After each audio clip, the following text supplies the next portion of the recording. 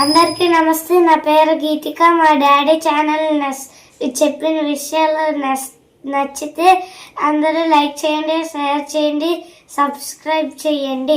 Channel పేరు ఏంటంటే AMR TET DSC. 2026 DSC రాయబోతున్నటువంటి నా అక్క చెల్లెమ్మలకు, అన్నదమ్ములకు అందరికీ నా నమస్కారాలు. ప్రతి ఒక్కరి మనసులో ఇప్పుడు ఒకటే టెన్షన్, అసలు సిలబస్ మారిందా, కొత్త పుస్తకాలు చదవాలా లేక పాతవే సరిపోతాయా? ఈ అయోమయం వల్ల చాలామంది విలువైనటువంటి సమయాన్ని వృధా చేసుకుంటున్నారు. నిజానికి డిఎస్సి లాంటి పెద్ద పరీక్షకు ప్రిపేర్ అవుతున్నప్పుడు మన దగ్గర ఉండవలసినటువంటి ప్రధానమైనటువంటి ఆయుధం ఏమిటంటే క్లారిటీ ఉండాలి. నేను నా ప్రిపరేషన్ రోజుల్లో గమనించినటువంటి ఒక ముఖ్యమైనటువంటి విషయం ఏమిటంటే మనం ఎంత చదివాము అనే దానికంటే సరైనది చదివామా లేదా అన్నది విజయాన్ని డిసైడ్ చేస్తుంది. గంటల తరబడి పుస్తకాల ముందు కూర్చున్నా మనం చదివే కంటెంట్ అప్ టు డేట్ లేకపోతే మన శ్రమ అంతా కూడా బూడిదలో పోసినటువంటి పన్నీర్ అవుతుంది. ప్రస్తుతం మన విద్యా వ్యవస్థలో వస్తున్నటువంటి మార్పులను గమనిస్తే గత 2-3 ఏళ్లుగా పాఠ్య పుస్తకాల్లో చాలా మార్పులు వస్తూ ఉన్నాయి. ముఖ్యంగా 3వ తరగతి నుంచి 9వ తరగతి వరకు రాష్ట్ర ప్రభుత్వం సరికొత్త సిలబస్ను, అది కూడా ఎన్సిటిఈ మార్గదర్శకాలకు, ప్రమాణాలకు అనుగుణంగా మార్చేసింది.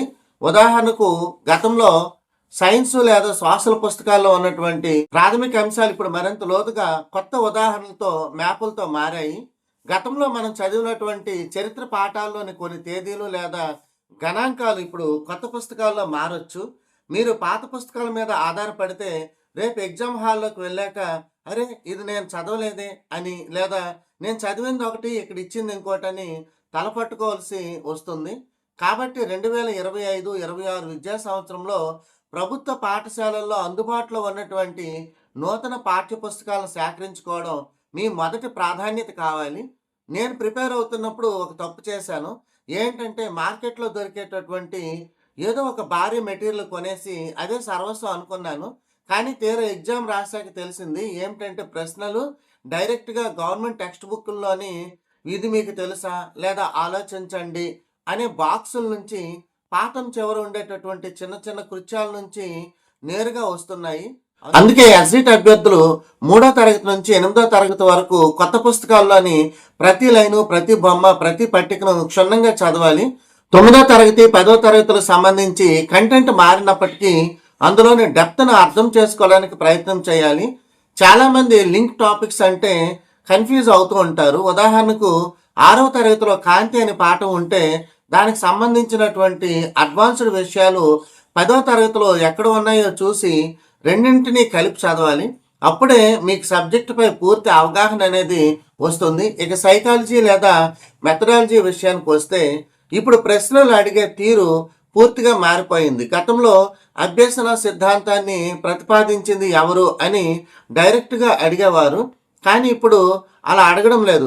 ఒక ఉదాహరణ మనం తీసుకుంటే 1వ తరగతి చదివేటటువంటి రామాయణ అబ్బాయికి ఒక బొమ్మను చూపిస్తే అది ప్రాణమన్నటువంటి వస్తువుగా భావిస్తున్నాడు. ఇది పిఎస్ఏ ప్రకారము ఏ దశకు చెందుతుంది అని అడుగుతున్నారు. అంటే మీరు విషయాన్ని బట్టి పట్టకుండా దాన్ని తరగతి గదిలో విద్యార్థికి ఎలా అన్వయిస్తారు, అప్లికేషన్ మెథడ్ అనే కోణంలోన ఆలోచన చేయాలి. అందుకే సైకాలజీ వంటి సబ్జెక్టులు చదివేటప్పుడు మీ చుట్టూ ఉన్నటువంటి పిల్లల ప్రవర్తనను గమనిస్తూ చదవాలి. అది మీకు బాగా గుర్తుంటుంది. అలాగే నేషనల్ ఎడ్యుకేషన్ పాలసీ 2020 మరియు రైట్ టు ఎడ్యుకేషన్ యాక్ట్ 2009 వంటి చట్టాలను కేవలం పైన చదవడమే కాకుండా అందులోని ప్రతి నిబంధనను లోతుగా అధ్యయనం చేసి చదువుతూ ఉండాలి. చాలా మంది అభ్యర్థులు నోటిఫికేషన్ వచ్చాక మాత్రమే పుస్తకాలు తీస్తారు. కానీ నా అనుభవంలో చెప్తున్నాను, నోటిఫికేషన్ వచ్చిన తర్వాత ఉండేటటువంటి టైం కేవలం రివిజన్ కోసం మాత్రం ఉండాలి. మెగా డిఎస్సి అంటే పోటీ లక్షల్లో ఉంటుంది. ఒక్క అరమార్కు తేడాతో వేల మంది వెనక్కి పడిపోతారు. చాలా మంది అభ్యర్థులు కోచింగ్ సెంటర్ల చుట్టూ తిరుగుతూ నోట్స్ రాసుకోవడానికి టైం సరిపెట్టుకుంటూ ఉంటారు, కానీ సొంతంగా చదివే సమయాన్ని తగ్గించుకుంటూ ఉంటారు. ఇది చాలా పెద్ద పొరపాటు.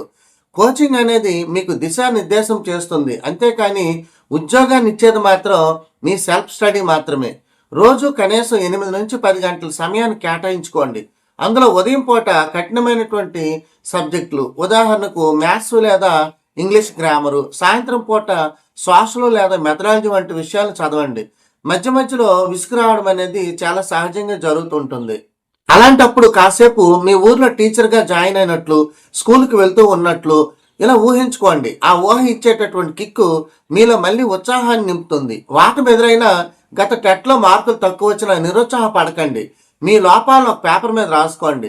మీకు ఏ సబ్జెక్టులో తక్కువ మార్కులు వస్తున్నాయో దాని మీద ఎక్కువ ఫోకస్ పెట్టండి. గుర్తుంచుకోండి, సిలబస్ మారినా, పుస్తకాలు మారినా మీలో ఉన్నటువంటి పట్టుదల మరియు కష్టపడే తత్వం మారకూడదు. సరైనటువంటి ప్రణాళిక, ప్రామాణికమైనటువంటి ప్రభుత్వ పుస్తకాలు, నిరంతర సాధన, ఈ 3 సూత్రాలను పాటిస్తే 2026 డిఎస్సిలో మీరు టీచర్ కోలు సాధించడం ఖాయం.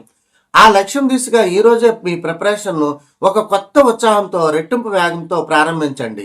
ఇంకో ముఖ్యమైనటువంటి విషయం ఏమిటంటే, నా వాట్సాప్ నెంబరు మీ అందరికి కూడా ఈ వీడియోలో ఇస్తున్నాను. 9030714858. ఈ నెంబర్ని మీరు మీ మారల్ సపోర్ట్ కోసం మీరు వినియోగించుకోవచ్చు. మీకు ఏదైనా సందేహాలు కానీ, గైడెన్స్ కానీ, లేకపోతే మెటీరియల్స్ కానీ ఏదైనా సరే మీకు కావాలనుకుంటే ఆ వాట్సాప్ నెంబర్కి మీరు మెసేజ్ చేసినట్లయితే మీ మెసేజ్కి అయితే నేను రిప్లై ఇస్తాను. ధన్యవాదాలు.